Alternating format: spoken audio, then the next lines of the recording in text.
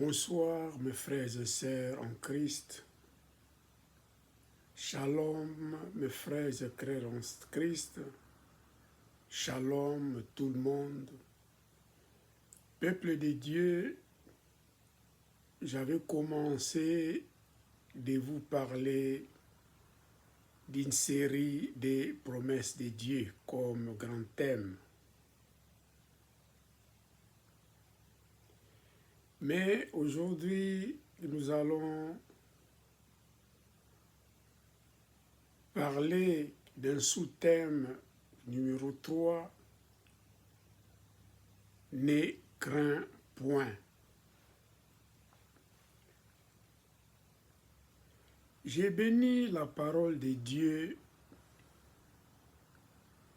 et je me fasse complètement devant vous, peuple de Dieu, et je laisse la place au Saint-Esprit de prendre le contrôle de toutes choses. Et je chasse de ces lieux tout esprit qui ne glorifie pas le nom de notre Seigneur Jésus-Christ. Ne crains rien.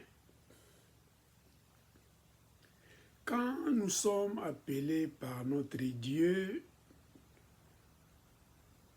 et que notre Dieu lui-même nous a choisis, il nous a appelés et nous sommes élus par lui-même,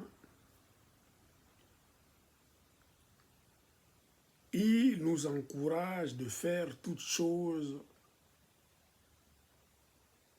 selon sa volonté, sans crainte et être courageux. Alléluia.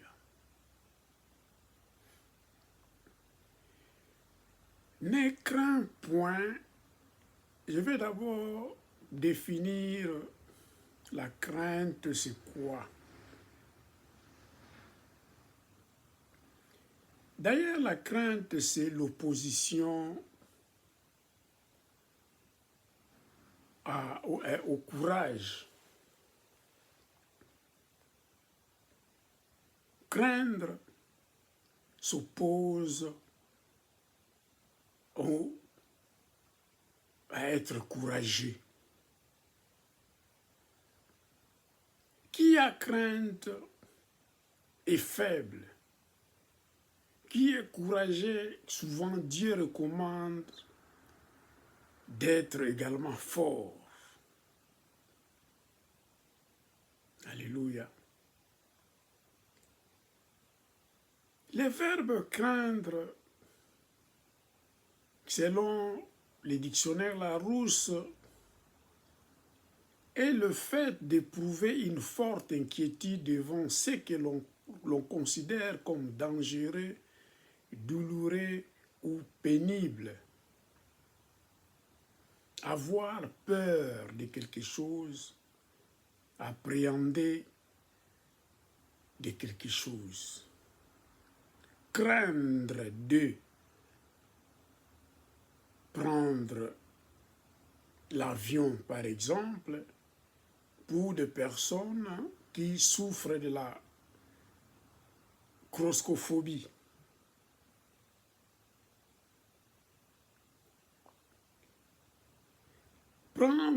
Avoir peur, par exemple, il y a d'autres personnes qui ont peur des grimaces des autres. D'autres personnes ont peur seulement quand ils sont dans la nuit. Il y a beaucoup de situations qui nous mettent dans la situation d'avoir peur ou bien de craindre quelque chose. Voilà pourquoi notre Dieu, connaissant nos ennemis qui sont également ses ennemis, recommande à ceux qu'il a choisis, ceux qu'il a appelés et les a élus, de ne rien craindre et d'être fort, d'être courageux. Je vais vous lire les deux textes principaux. Je vais vous commencer d'abord à lire Josué dans le chapitre 1 et verset 9. Et ensuite, nous lirons dans Matthieu 26, Matthieu chapitre 10 plutôt, du verset 26 jusqu'à 31. Et nous lirons également Romains 8, 37, 39. Alléluia. Je bénis la parole de Dieu et je fais rapidement la lecture pour entrer dans la profondeur de ce que Dieu nous recommande de faire. Alléluia.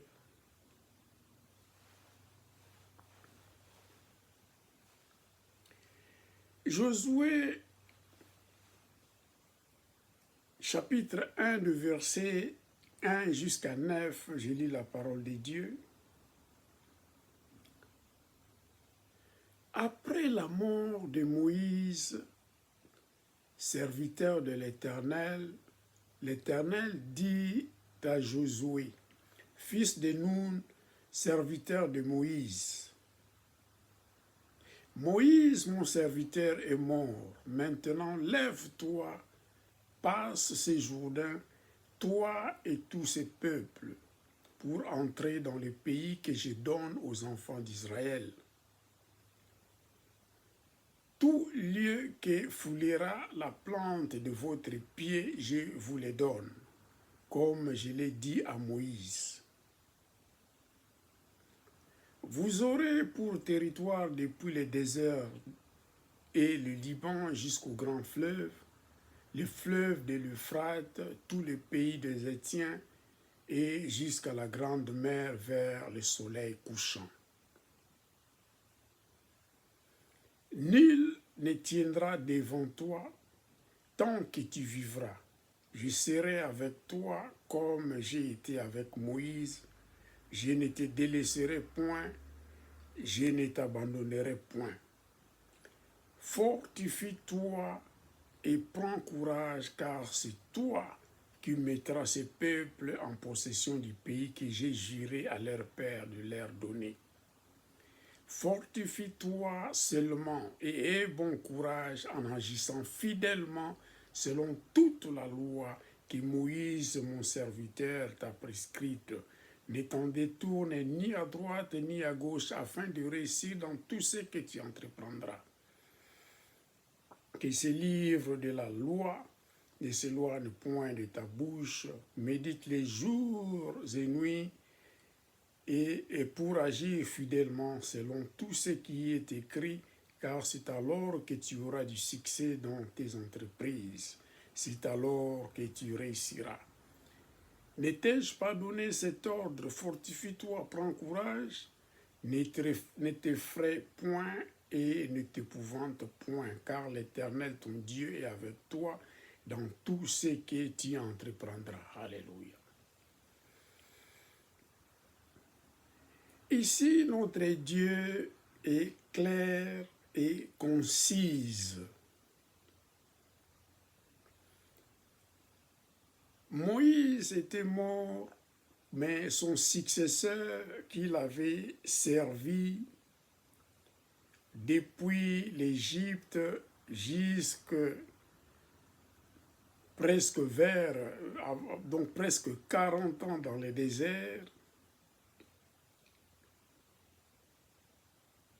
Dieu l'avait considéré comme infidèle à Moïse et avait parlé directement à Moïse de donner cette charge, de continuer cette mission, d'amener les fils d'Israël dans la terre promise. Et cette personne que Dieu avait parlé à Moïse, c'est Josué, fils de Nun. Alléluia.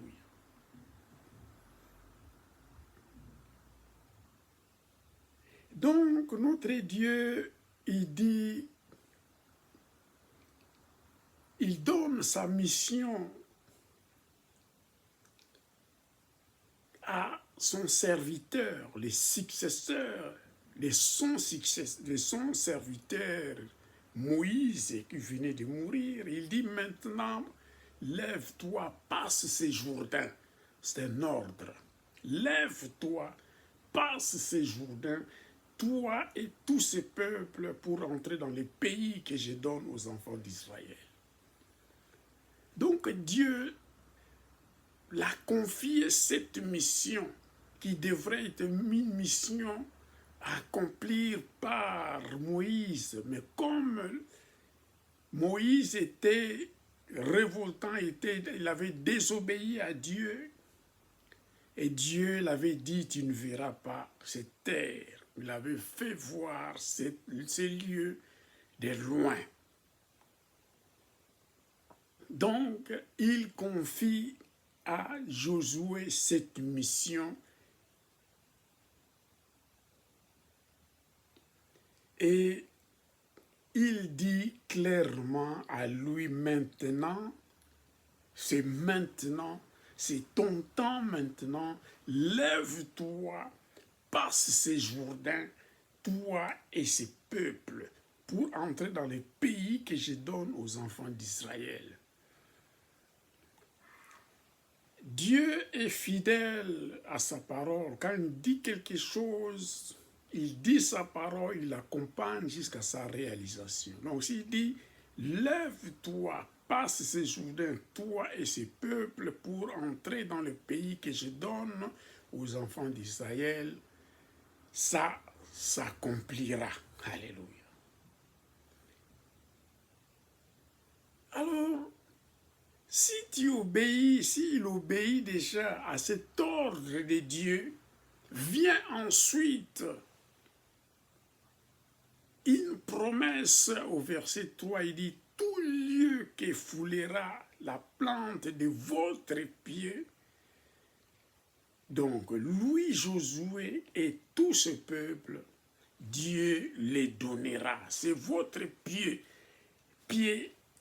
foule seulement cette terre, Dieu vous les donne. Alléluia. Donc, obéis d'abord à l'ordre de Dieu, à sa mission, ses instructions. Alors, vous entrerez et vous prendrez en possession l'objet promis par notre Dieu, la terre promise par notre Dieu. Alléluia.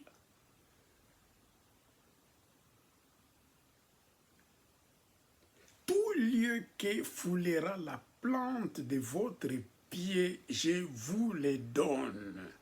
Comme je l'ai dit à Moïse, il avait déjà promis à Moïse, comme il accompagne sa parole jusqu'à sa réalisation, il repromet encore. Il redit encore cette promesse à Josué.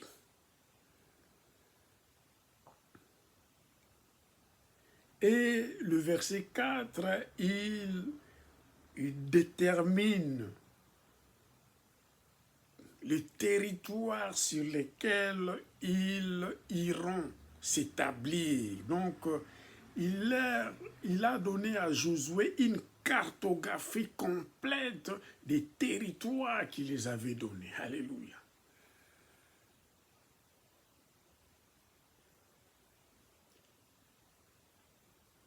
Il a promis dans le verset 3, tout lieu que foulera la plante de votre pied, je vous le donne. Et le verset 5, il promet encore une chose, il dit, nul ne tiendra devant toi en tant que leader de ce peuple.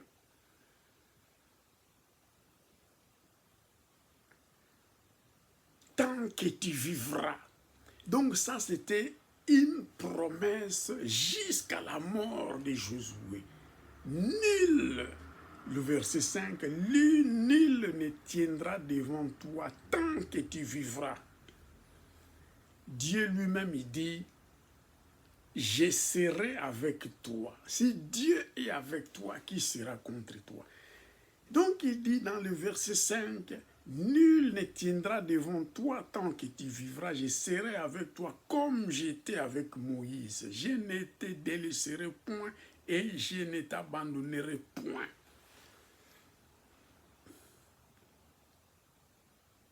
Oh, c'est fort. Dieu l'a promis. Là où leurs pieds fouleront, il leur donnera ça.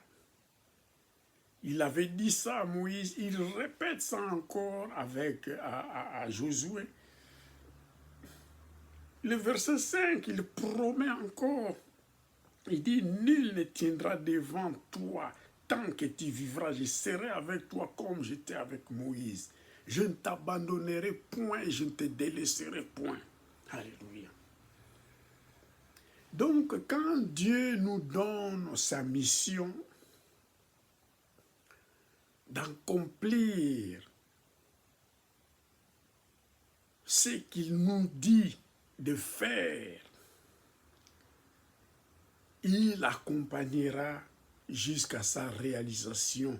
Bien sûr qu'il y aura des obstacles, mais certainement la mission que Dieu nous a donnée s'achèvera, s'accomplira positivement selon la parole de Dieu, car notre Dieu est fidèle à sa parole. Alléluia.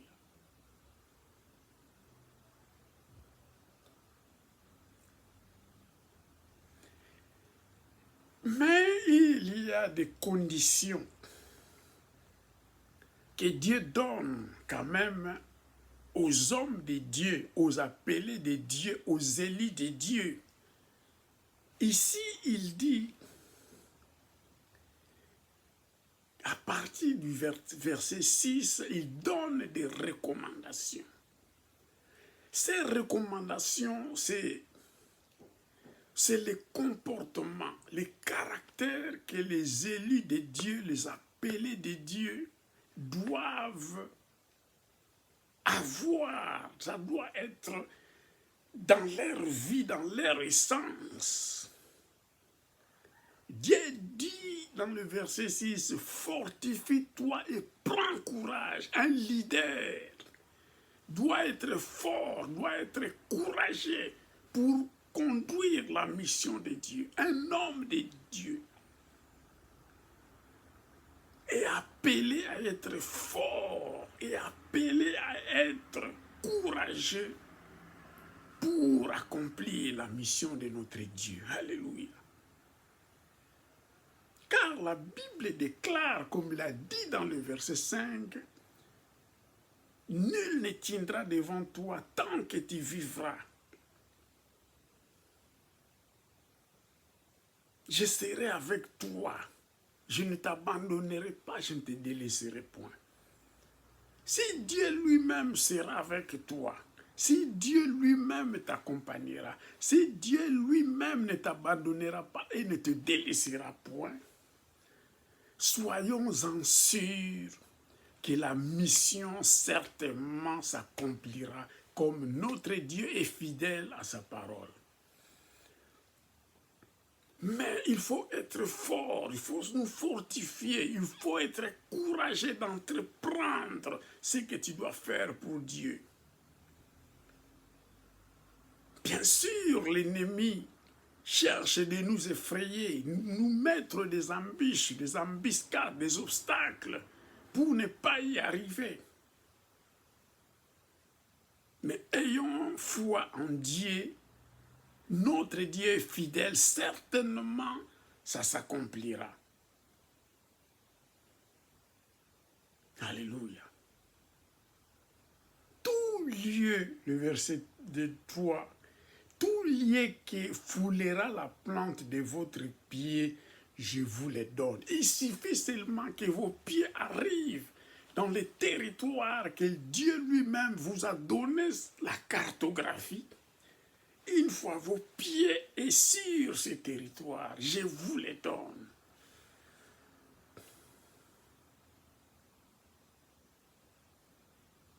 Il promet encore, nul ne tiendra devant ta face. aussi longtemps que tu vivras. Car moi, Dieu, je serai avec toi. Qui est l'ennemi qui peut résister devant toi si Dieu t'accompagne dans sa mission? Personne. Alléluia. Devant la présence de Dieu, Satan lui-même recule, les démons reculent, les sorciers s'enfuient. La Bible déclare également: l'arche de l'Éternel a été prise par les Philistins. Dans 1 Samuel chapitre 5, ils avaient amené l'arche de l'Éternel dans les temples de Dagon, leur dieu, leur idole. Mais le Dagon, devant la présence de l'arche de l'Éternel, tombait la face contre le sol. Et c'était arrivé 2 fois, ils avaient relevé leur Dieu. Mais la seconde fois, la première fois, ils avaient relevé leur Dieu. Ils ont laissé leur Dieu devant la face de l'arche de l'Éternel, devant la présence de Dieu. La seconde fois, cette idole Dagon, les dieux de Philistins, était tombé. La Bible déclare sa tête était cassée et ses bras étaient aussi rompus, les troncs seulement qui étaient restés. Pour te dire, même ceux qui invoquent Satan, ils invoquent leurs sorciers, leurs démons, ils sont dans n'importe fausse religion. Ils sont dans les fétiches, dans la sorcellerie. Sachons-les que devant la face de l'Éternel, ils ne tiendront pas, car notre Dieu nous accompagne dans la mission qu'il nous a confiée. Alléluia.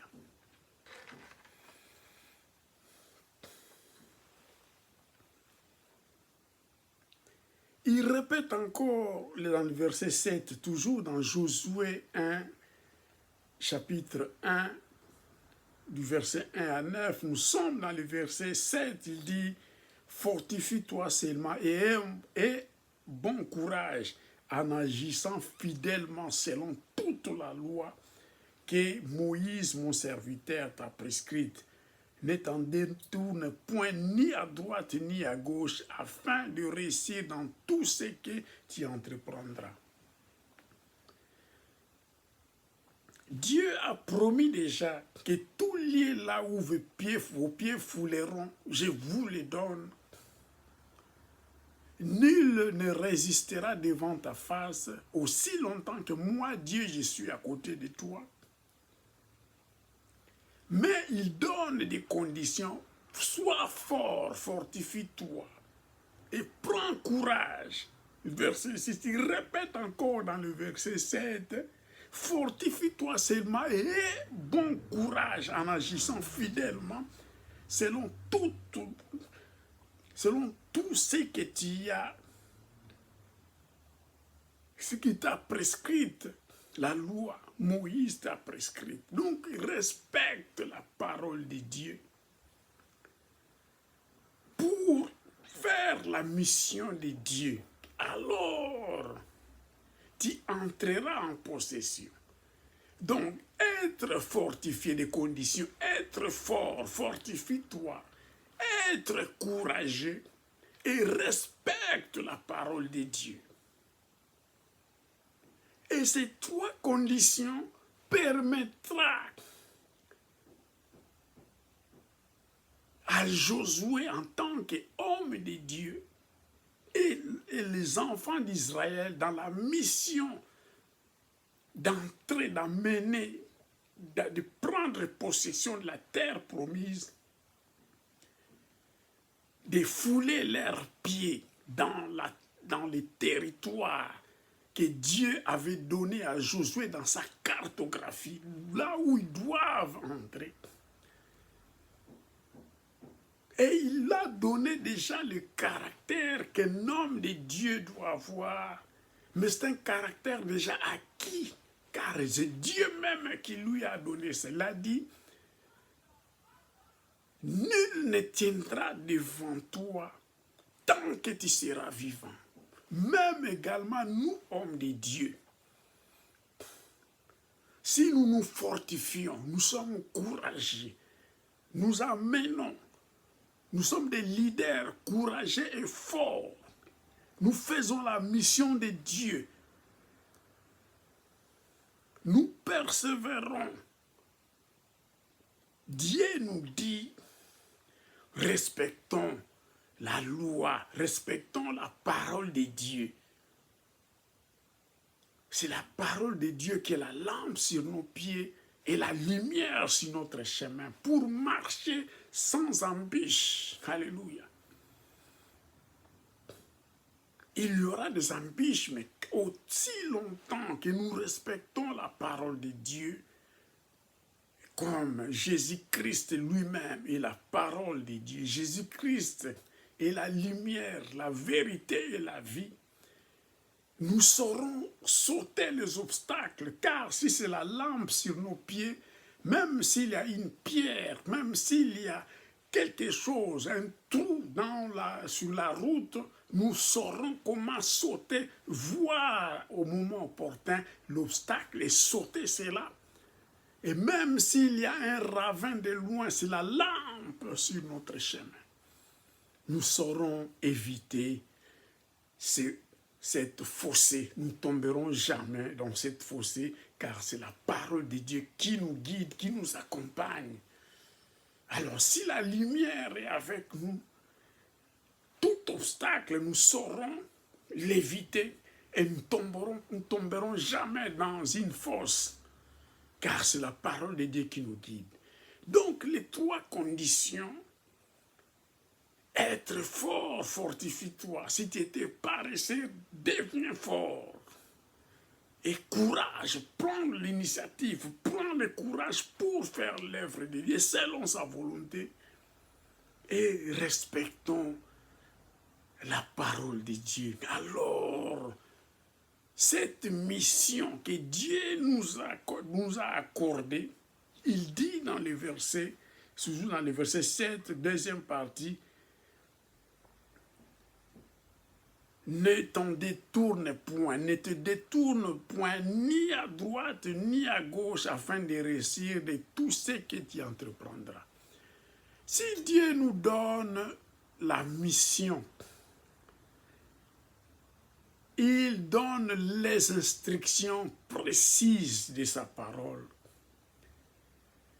Il ne faut pas supposer avoir nos initiatives, nos suppositions qui sont contraires à la réalité de la parole de Dieu. Alors là, nous dévions, nous allons à gauche ou à droite et nous risquerions d'être entraînés dans un mauvais chemin et ne pas aboutir, ne pas achever la mission de notre Dieu. Alléluia.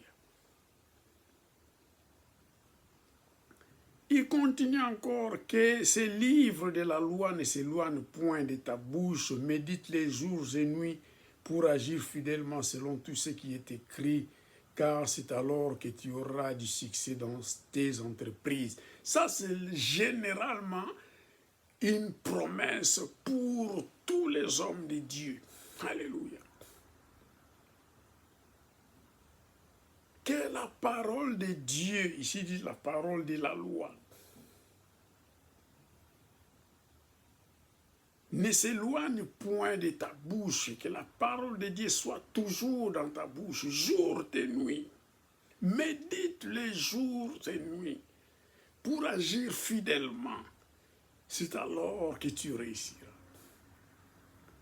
Si nous méditons la parole de Dieu, le Saint-Esprit nous rappellera de la parole de Dieu et nous marcherons selon la parole de Dieu qui est la lumière sur notre pied et la lampe sur notre chemin. Alors, nous ne trébucherons point, nous sauterons les obstacles, nous éviterons les obstacles, nous ne tomberons pas dans la force et de faillir dans notre mission que Dieu nous a accordée. Alors, nous aurons du succès dans notre entreprise et nous réussirons. Et Dieu lui pose encore la question, verset 9, pour conclure. Ne t'ai-je pas donné cet ordre? Fortifie-toi et prends courage. Ne t'effraie point, ne crains point. Kobangate. Ça, c'est en lingala. Don't be afraid. Non, kobangate en anglais. Non ave paura. Kobangate en italien. Et ne t'épouvante point, car l'Éternel, ton Dieu, est avec toi dans tout ce que tu entreprendras. Alléluia.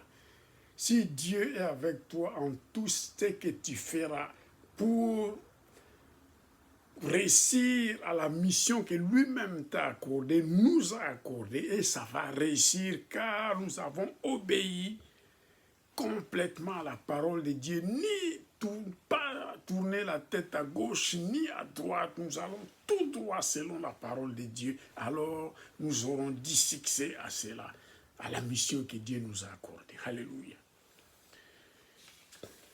Vous pouvez lire également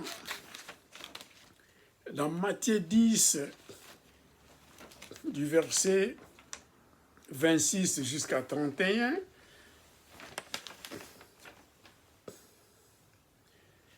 mais je ne veux pas être très long, je vais seulement vous lire pour descendre, pour conclure ces sous-thèmes ne crains point. Je vous lis seulement Romains chapitre 8 du verset 37 jusqu'à 39 et puis on va conclure pour comprendre quand Dieu nous donne une mission, il accompagnera cela jusqu'à sa réalisation. Mais ici, Dieu nous promet également, il dit dans Romains 8, 37 jusqu'à 39, mais dans toutes ces choses, nous sommes plus que vainqueurs par celui qui nous a aimés. L'ennemi peut mettre des embûches, peut mettre des obstacles, peut chercher de nous exterminer, de nous persécuter, de nous faire du mal. Nous pouvons être avec le problème financier, le problème de la santé et tout genre de problèmes qui caractérisent les difficultés que nous pouvons rencontrer durant notre parcours en servant notre Dieu pour réussir à l'objectif, à la mission de notre Dieu. Il y aura toujours des obstacles, mais si la Bible déclare, l'apôtre Paul, mais dans toutes ces choses, nous sommes plus que vainqueurs par celui qui nous a aimés. C'est Dieu qui nous a aimés. Jean 3, 16. Car j'ai l'assurance que ni la mort, ni la vie, ni les anges, ni les dominations, ni les choses présentes, ni les choses à venir, ni les puissances, ni la hauteur, ni la profondeur, ni aucune autre créature ne pourra nous séparer de l'amour de Dieu manifesté en Jésus-Christ notre Seigneur. Alléluia, gloire à Dieu. Vous voyez, il y a tant d'obstacles que nous pouvons rencontrer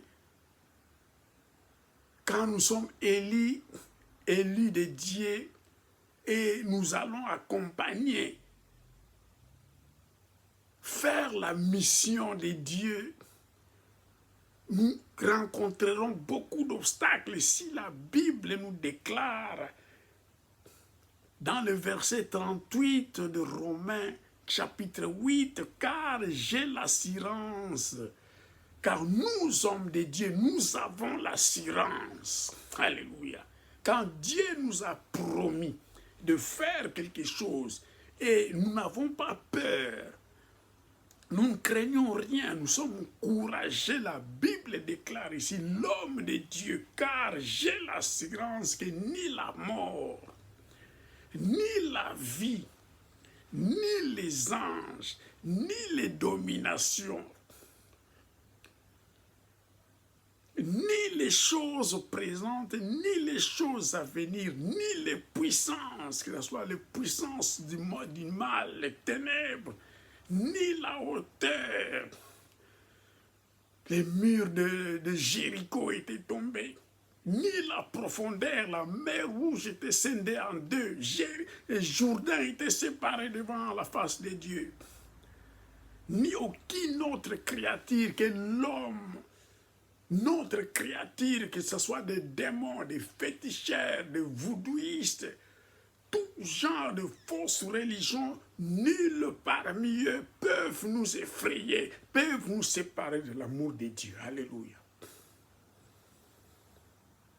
Manifesté en Jésus-Christ notre Seigneur. Alléluia. La Bible déclare, je vais conclure, Élisée voyait,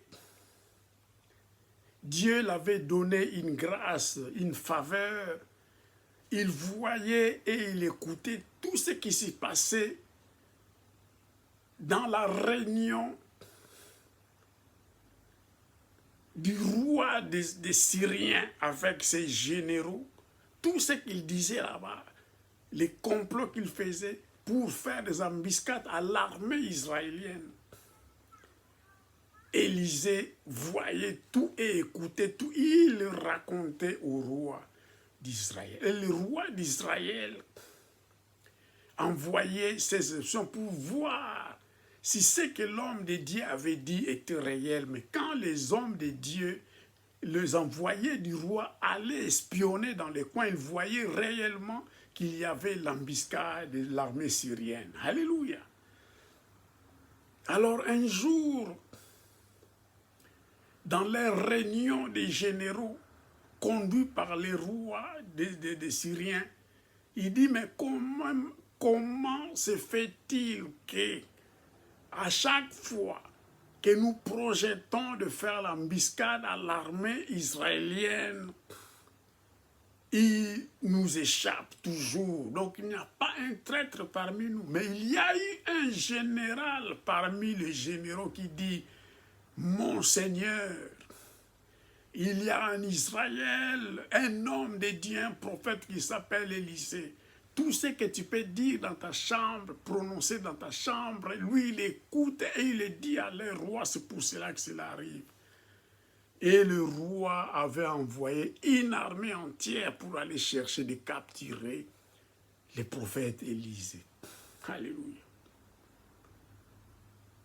Et Gézaïe, sortant de là où ils habitaient avec l'homme de Dieu, le prophète Élisée, il a vu que la maison, là où Élisée et lui étaient logés, était entourée par l'armée syrienne pour chercher de venir le capturer. Il courut rapidement et dit au prophète Élisée, regarde, l'armée syrienne nous a entourés, que ferons-nous? L'homme de Dieu, le prophète Élisée a dit, ne crains rien. L'armée de Dieu, notre armée est plus forte que l'armée des Syriens. J'ai prié Dieu qui t'ouvre les yeux. Il a prié et Géasi, Dieu l'a ouvert les yeux, il sorta, il a vu, il avait l'armée de l'Éternel avec des chars de feu qui avaient entouré l'armée des Syriens. Donc l'armée de l'Éternel est plus nombreuse et plus forte que l'armée de Satan. Alléluia. D'ailleurs, la Bible déclare que Satan était chassé du ciel avec un tiers des anges déchus. Donc si un tiers était tombé avec notre Dieu, combien de tiers est resté avec notre Dieu? C'est 2 tiers. Alléluia. Donc l'armée de l'Éternel est plus puissante que l'armée de l'ennemi Satan. Alors ayons confiance, soumettons-nous à notre Dieu, obéissons à la mission que notre Dieu nous a accordée pour faire son œuvre. Alors nous réussirons dans la mission que Dieu nous a accordée. Et que Dieu soit loué et que tout le peuple de Dieu vous soyez bénis et qu'il y ait des nouvelles personnes converties en écoutant cette parole, car notre Dieu accompagne sa parole également pour gagner les âmes dans les camps de notre Dieu, dans le cas de Jésus-Christ, le camp de Jésus-Christ de Nazareth, Seigneur de gloire. Soyez bénis et que l'Éternel, notre Dieu, dans le nom puissant de Jésus, vous bénisse. Au nom puissant de Jésus, je conclue cette prédication. Amen.